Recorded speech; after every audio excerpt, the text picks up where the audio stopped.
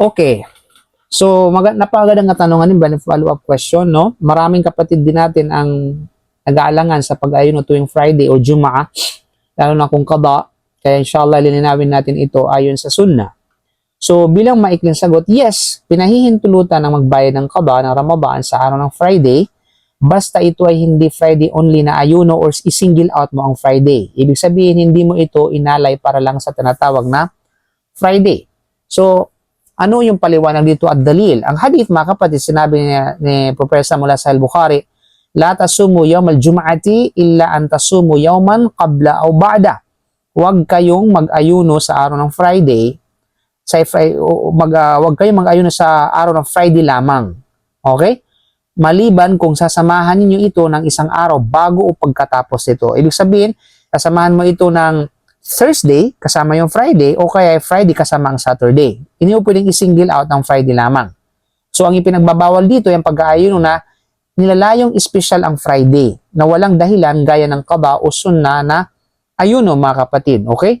So, pero kung ang qada ito obligado, sunna gaya ng Shawwal fast, Ashura, or Arafah, etc., walang problema kahit tumapat ito sa Friday, kahit Friday lang. Halimbawa, sa yung Ashura, nag-ayuno ka ng tinatawag na Ashura o kaya sabihin natin, no, ng fast ng Shawwal, and of course may kadahilanan ka dahil, halimbawa, apikin na yung isang araw na lang natitira mo. Assume, magbigay tayo ng senaryo. Isang araw na lang ang natitira mo para sa Shawwal, para makumpleto mo na ang Shawwal. Tapos mo na yung qada, tapos mo na rin yung Shawwal maliban lamang sa isang araw. And yet, nagkakaroon ka ng problema kung gagawin mo ba ito dahil Friday lang kasi nga Thursday hindi mo siya napag-ayunuan kasi busy ka. Miyerkules naka 5 ka ng Shawwal ng Miyerkules, last week na ng last week na ng Shawwal. Miyerkules ika-5 na nag-ayuno ka. Then Huwebes, last 2 days ng Shawwal, kunyari, hindi ka nakapag-ayuno dahil sa naging abala ka o kaya may mga mabigat na dahilan. Last day ng Shawwal, tamang-tama Friday. So, nag-alangan ka ngayon. Pwede pa ba ito kasi single out yung Friday dito o hindi? Sa ganitong kalagayan, yes, pwede. Kasi hindi ka naman mag-ayuno, hindi ka naman nag-ayuno para sa Friday. Kundi nag-ayuno ka para sa Shawwal. Nagkataon lang kasi nung bakante, kumbaga, at walang ibakante prior to that, wala kang kakayahan.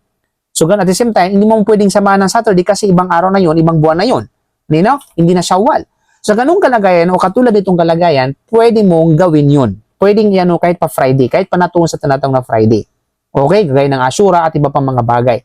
Kasi nag-ayuno ka, hindi dahil sa Friday, sa araw ng Friday, dahil doon sa specific na araw, dahil sa tinatawag na araw na nakasaad sa hadith o sa sunnah. Okay? Pero ang bawal sa hadith, yung isi-single out mo yung Friday, na layunin, bukod tanging, ang layunin mo ay para sa Friday. Mag-fasting ka para sa Friday, para sa araw ng Friday. That is mali. That is yung tinatawag na mali.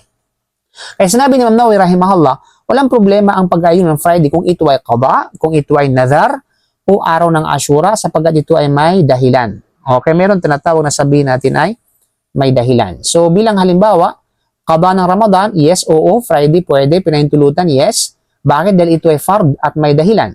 6 days of Shawwal, araw ng Friday, yes. Pinahintulutan, yes. So, sunnah na maitiyak na patayan. Walang dahilan o gusto lang mag-fast ng Friday, tuwing Friday, that is mali. Hindi pinapayagan, hindi pinahihintulutan, salungat ito sa tinatawag na hadith. Okay, so bilang conclusion, qada ay maaaring gawin kahit Friday lang.